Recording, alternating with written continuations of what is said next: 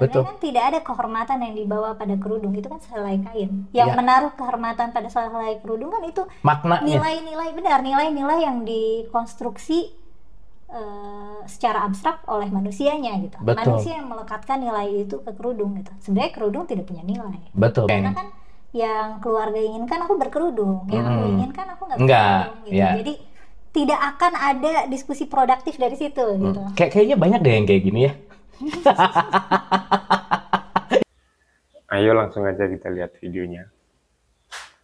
Kalau di itu serius ya bilang enggak mau pakai kerudung, bosan dari kecil pakai kerudung terus. Pokoknya ya, bercanda terus. Karena kayak kalaupun jadi obrolan serius, aku tahu pasti nggak akan ada, maksudnya nggak akan ada jalan tengahnya. Oke. Karena kan yang keluarga inginkan aku berkerudung, yang aku inginkan aku nggak Enggak, berkerudung gitu. ya. Jadi tidak akan ada diskusi produktif dari situ gitu. Kayaknya banyak deh yang kayak gini ya.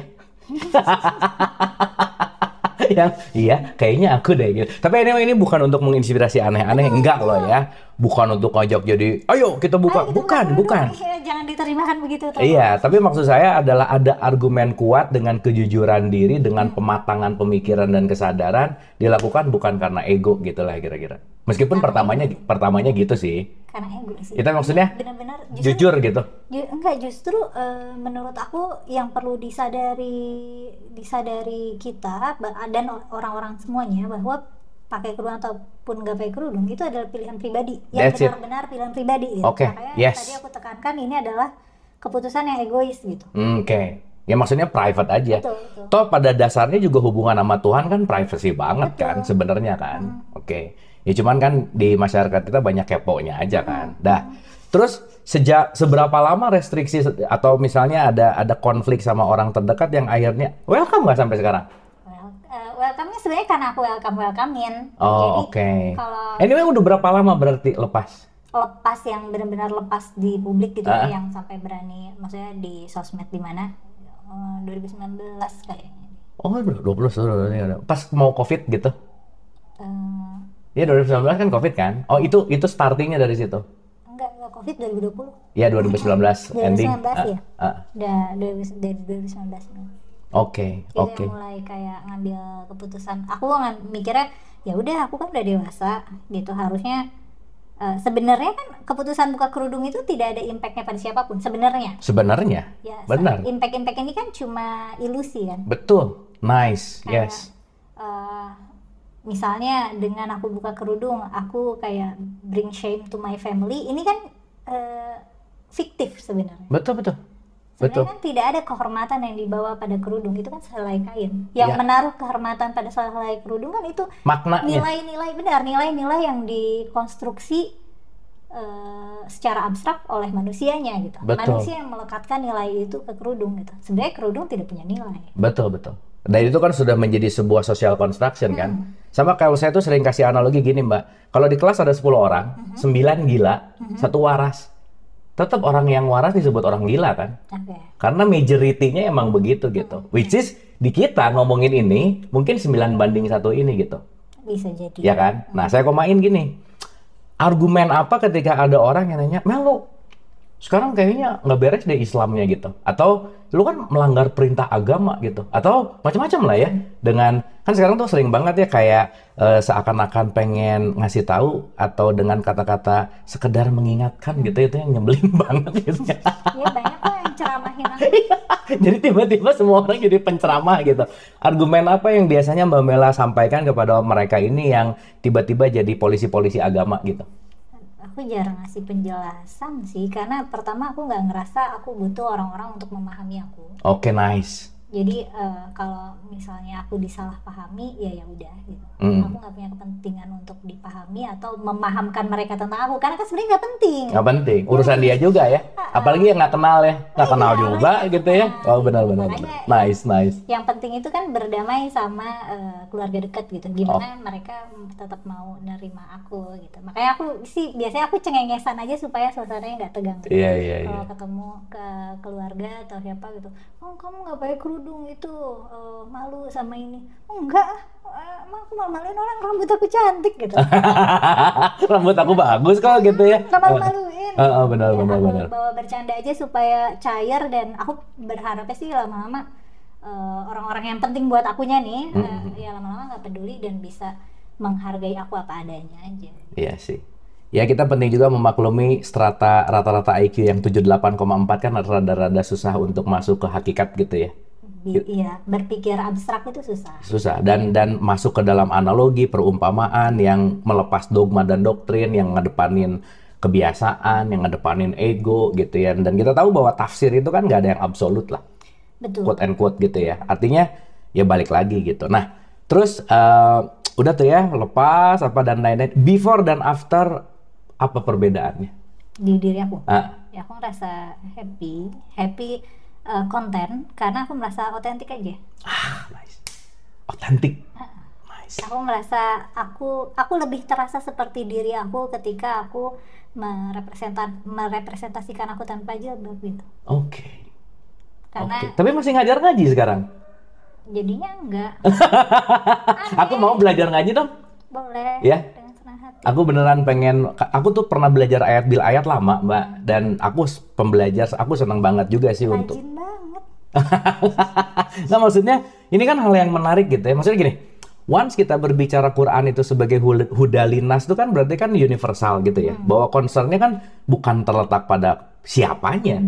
Gitu kan, saya juga sering dinyinyirin bahwa masa pesulap bawa-bawa Quran gitu misalnya. Ya, terus saya bilang kalau saya dapat petunjuknya dari situ, why gitu. Dan saya rasa ketika itu menjadi the way of life kan jadi sesuatu yang membuat saya juga dapat insight gitu. Kayak jadi abis gitu udah nggak ngajar lagi ngaji.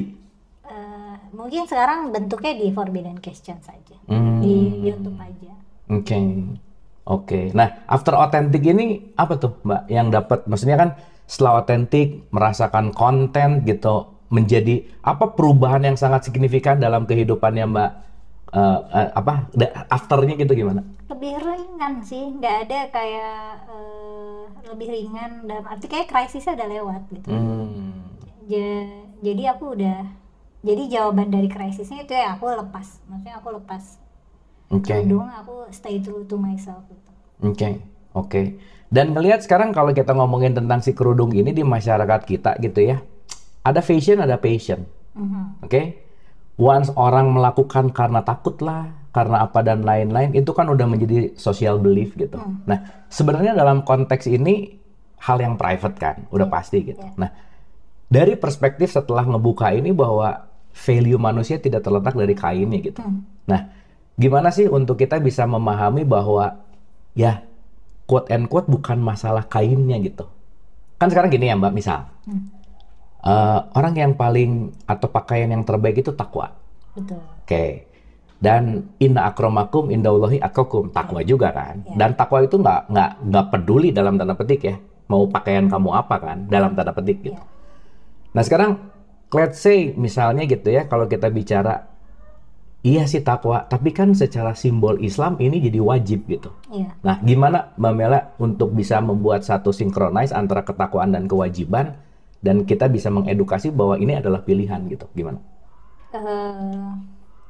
Ini emang agak susah sih, tapi kita harus sadari bahwa wajib, bahkan ya wajib itu pun masih apa ya, masih spektrum gitu. Ada yang bilang kayak wajib mutlak, ada yang anjuran, ada yang ya sunnah atau bahkan nggak berarti apa-apa gitu. Ada yang menganggap jilbab itu mubah aja karena jilbab itu adalah pakaian budaya Timur Tengah pada saat itu. Saat itu, oke. Itu harus dipahami bahwa fatwa itu bisa beragam. Dan fatwa itu anjuran. Fatwa itu lebih ke pembacaan terhadap teks sih.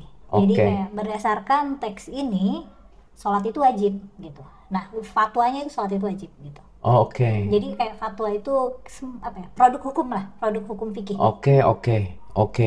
Nah jadi fatwa itu bisa beragam tergantung pembacaan ulamanya, dan bisa juga tergantung konteks ininya, konteks budayanya. Mungkin ketika perintah jilbab turun di tanah Arab sana, ketika Nabi berdakwah, orang nggak ada resistensi untuk kenapa harus pakai jilbab ya, karena orang-orang udah pakai jilbab, orang Yahudi Nasrani juga pakai jilbab gitu. Bukan hal yang aneh gitu Bukan ya. hal aneh gitu, jilbab memang bagian dari pakaian mereka sehari-hari gitu. Oke, dan dengan kondisi gurunnya misalnya, kondisi panasnya gitu misalnya, iya kan? Panasnya di tanah Arab sana kan panasnya kering.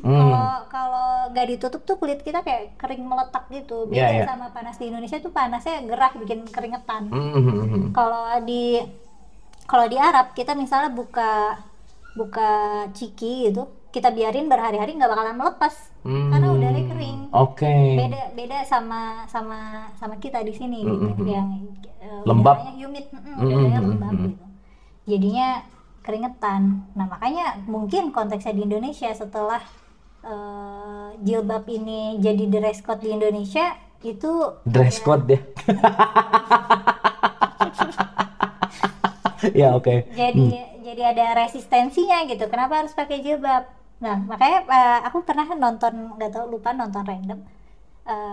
Ada orang Thailand bilang, padahal di Indonesia sama di Thailand tuh iklimnya sama ya, tapi orang-orang Jakarta pada pakai tuh pada pakai kerudung gitu. Dia yang biasanya kayak pakai celana atau rok nanggung gitu, pakai baju pendek biasa, jadi ngerasa kayak terekspos banget. Tapi kan gerah gitu. Iya. Ya balik lagi juga bicara ke situ. Betul. By the way, ada nggak sih ulama yang sangat santai banget untuk bicara bahwa ya ini bukan restriksi harus begitu? Ada nggak sih? Ada.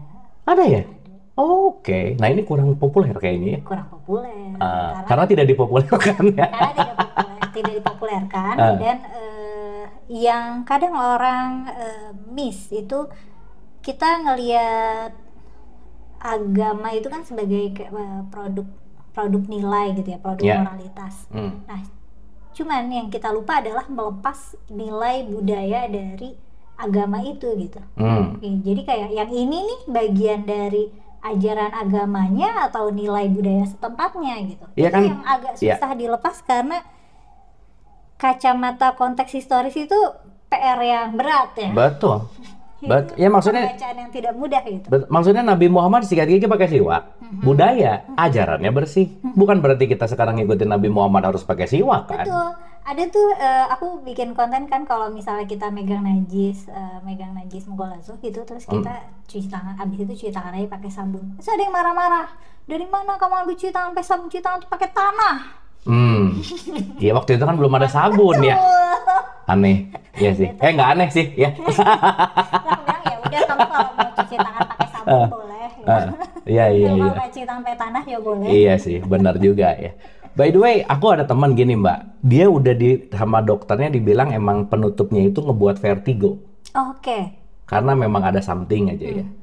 Tapi karena beliefnya yang dahsyat banget, dia membiarkan dirinya vertigo, yang penting dipakai aja si kerudungnya gitu. Iya, jadi mungkin dianggapnya itu bagian dari cobaan gitu, bagian dari ujian. Nah, dan nggak ngerti kenapa ya religious people tuh pengennya tuh hidupnya tuh kayak harus susah gitu. Bahwa kalau aku susah tuh aku akan mendapatkan yang lebih baik nanti di akhirat gitu. Kayak nggak boleh seneng, nggak boleh kelihatan cantik, terus nggak boleh kelihatan, ya maksudnya kayak yang harus menderita gitu. Gimana tanggapannya? Memang kan kalau seperti pakar-pakar baik yang bilang agama itu fenomena budaya di Indonesia karena itu bisa ngasih kayak coping mechanism manusia supaya gak menderita amat gitu. Misalnya ya nih hidupnya menderita, miskin, tapi nggak apa-apa, nanti setelah mati masuk surga abadi gitu. Setelah mati nanti gitu ya. Kalau ada ya. Iya. Emang kebanyakan gitu. Dan menariknya lagi, ada loh penelitian tentang learned helplessness ini. Tentang apa sorry? Learned helplessness, jadi kayak apa ya, gampang pasrah sengaja, pasrah dengan sengaja gitu. Pasrah dengan sengaja, oke. Itu kebanyakan dari orang-orang yang religius, misalnya perempuan-perempuan yang korban KDRT dan pasrah, atau berada dalam kemiskinan ekstrim atau diopresi secara ekstrim, dia ngebiarin dirinya, sebenarnya ada tuh celah dia bisa keluar dari situasi yang bikin dia menderita, tapi dia tidak persisten itu untuk keluar. Oke. Nah, biasanya orang-orang kayak gitu tuh orang-orang religius. Iya. Memang kayaknya religiusitas dan pembiaran, sikap pembiaran diri dalam penderitaan itu emang korelatif. Korelatif ya. Oke, oke.